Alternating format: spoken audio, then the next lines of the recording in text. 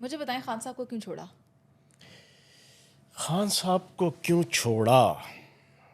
खान साहब ना हमें समझाया करते थे, हमें बतलाया करते थे कि भाईजान, कॉन्फ्लिक्ट ऑफ इंटरेस्ट आ गया लगता है। नहीं, मैं कॉन्फ्लिक्ट ऑफ इंटरेस्ट नहीं, मैं आपको बताता हूँ कि वो क्या क्या हमें समझाया और बतलाया करते थे।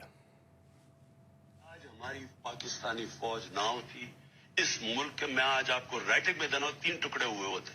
हिंदुस्तान के थिंक टैंक्स बाकायदा कहते हैं कि पाकिस्तान को तोड़ना है। हमें जो आज हम बचे हुए हैं, हमारी फौज की वजह से बचे हुए हैं। ये जो कैंपेन पूरी चला रहे हैं फौज को जलील करने का, कमजोर करने का, इंटरनेशनली कैंपेन चलाते हैं।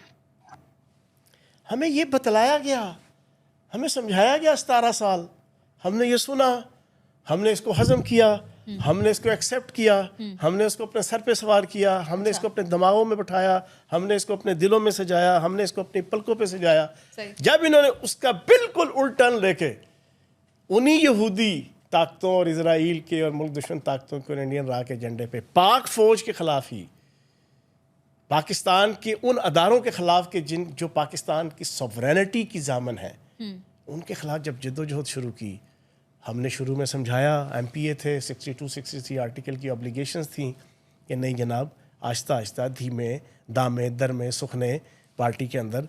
तो जब समझाना शुरू किया इन्होंने, पार्टी से हमें कोर कमेटियों से निकालना शुरू कर दिया, लीडरशिप की जनाब लाइन से निकालना शुरू कर दिया, होते होते फिर जब खुला के टकराव वाली पॉलिसी रखी, तो भाई हमारा तो ब्लड ग्रुप है P पॉजिटिव, पाकिस्तान पॉजिटिव। अच्छा, पाकिस्तान जीवे जीवे पाकिस्तान, राज दुलारा पाकिस्तान, आँख का तारा साहब आपको क्या लगता है ये पाकिस्तान। तो जब ये सारी चीज़ें हुई, सॉरी आपकी बात काट रहा हूँ, तो भाई हम नहीं हजम कर सकते थे, ये मैं नहीं हजम कर सकता।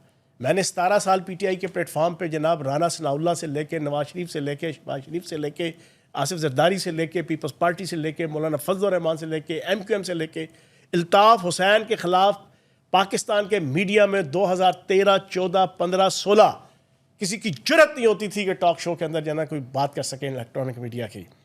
फैयाजुल हसन चौहान PTI के प्लेटफॉर्म से जाके जनाब डंके की चोट पे जाए वो पाकिस्तान की खातिर उस गेंडा स्वामी के खिलाफ भी बात करता था।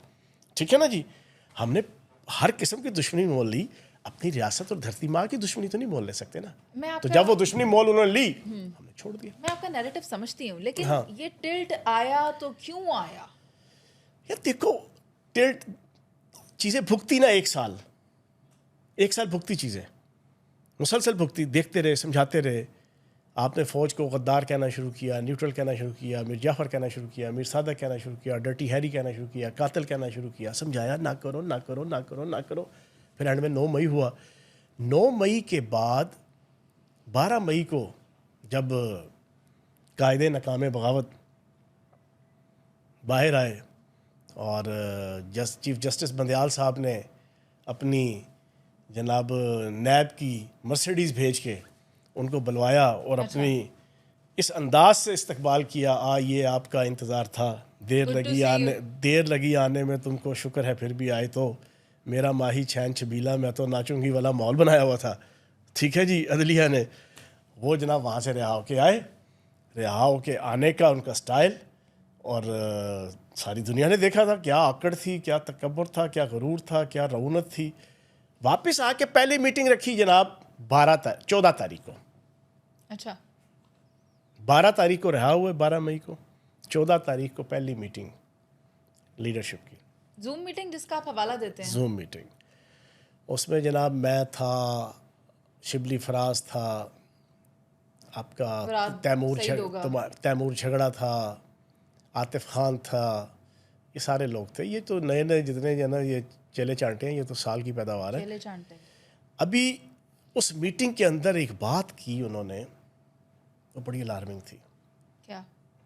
मैंने वहीं से तय कर लिया था कि मैं कल प्रेस कॉन्फ्रेंस के बहाने छुट्टी पे जा रहा हूँ। नहीं, छुट्टी पे नहीं, मैंने कहा यार छोड़ो, निकलो यहाँ से, ये तो हम कहाँ हमें इस्तेमाल करेगा। अच्छा, इन्होंने तैमूर झगड़ा और आतिफ खान को मुखातिब करके कहा कि हाँ तैमूर, आतिफ, आज अभी तुमने ट्वीट करना है और तमाम KPK की लीडरशिप को कहना है कि अपने ट्वीट करें कि कल से मौलवी फजल रहमान के मदरसों के बाहर एहतजाजी मुजाहरे शुरू करने हैं।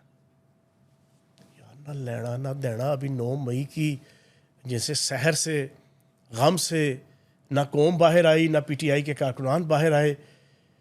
तुम केपीके के अंदर मौलाना फजलुर रहमान के मदरसों के बाहर मुजाहरे, इसका क्या मतलब था? आप बड़ी बात कर रहे हैं और अभी जो सेटलमेंट हो रही है ना, ये बहुत बड़ी दरार बन जाएगी आपकी इस बात के बाद। दरार को छोड़े, मैं जो बात कर रहा हूँ, मैं ऑन ओथ बात कर रहा हूँ।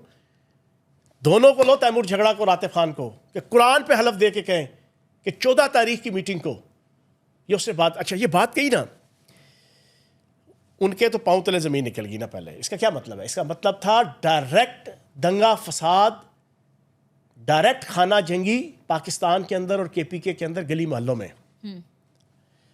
अच्छा, मैं अपने तजर्बे की बात आपको बता दूं। पाकिस्तान के अंदर जितने मजहबी फ़िरके हैं ना, इस्लामी फ़िरके, उनमें सबसे ज़्यादा पीसफुल, ठंडे दिल दिमाग की जो फ़िरका है वो बरेलवी मकतब फ़िक्र है। अच्छा, अगर आप बरेलवी मकतब फ़िक्र के किसी मदरसे के बाहर जाके भी अगर कोई उनका अपोनेंट मुजाहरा करे ना, तो वो उन मुजाहिरीन को अपनी टांगों पे सवार वापस नहीं जाने देंगे। कुजा ये कि देवबंद मकतबा फ़िक्र के जो सबसे ज़्यादा मिलिटेंट भी है और एग्रेसिव भी है इस खत्ते में, अच्छा, उसके मदरसों के बाहर तुम अपने वर्कर्स को कहते हो कि अपने मोहल्ले के अंदर जो आपका मदरसा है मौलवी फजल रहमान का और देवबंद का, उसके सामने मुजाहरा करो। इसका साफ मतलब ये था कि खाना जंगी करवाना। और वो क्यों? तसल्ली से सुनिएगा। पहला ऑब्जेक्टिव इजराइल और इसराइली मोसाद और इंडियन रॉ की तरफ से और मुल्क दुश्मन एजेंसियों की तरफ से इनको मिला था फ़ौज के ख़िलाफ़ बगावत, जनरल आसिम मनीर के ख़िलाफ़ बगावत, फ़ौज के अंदर रिफ्ट। 9 मई को वो इन्होंने करने की कोशिश की। 9 मई के बाद जब ये 12 मई को रिहा हुए, इन्हें समझ आ गई कि मेरे जो पीछे वाले साई है ना, वो बड़े मजबूत हैं। अच्छा, उन्हें एतमाद आ गया कि वाकई जो इंटरनेशनल इस्टेब्लिशमेंट और ये जितनी एजेंसियां हैं गैर मुल्की, ये अगर मुझे सपोर्ट कर रही हैं तो वाकई इनका हाथ मजबूत है। पाकिस्तान के हर शोबे में इनके बंदे बैठे हुए हैं। तभी मैं 12 मई को बड़ी शान के साथ सब कुछ दंगा फसाद, लड़ाई झगड़ा, कत्लो गारतगरी करा के 300 से ज़ायद जगहों पे सारी ये मार धाड़ करवा के, शहदा की इज़्ज़तों का जनाजा निकलवा के, फिर भी मैं बाइज़्ज़त तौर पे मर्सिडीज़ पे बैठ के पूरी शान से आया हूँ।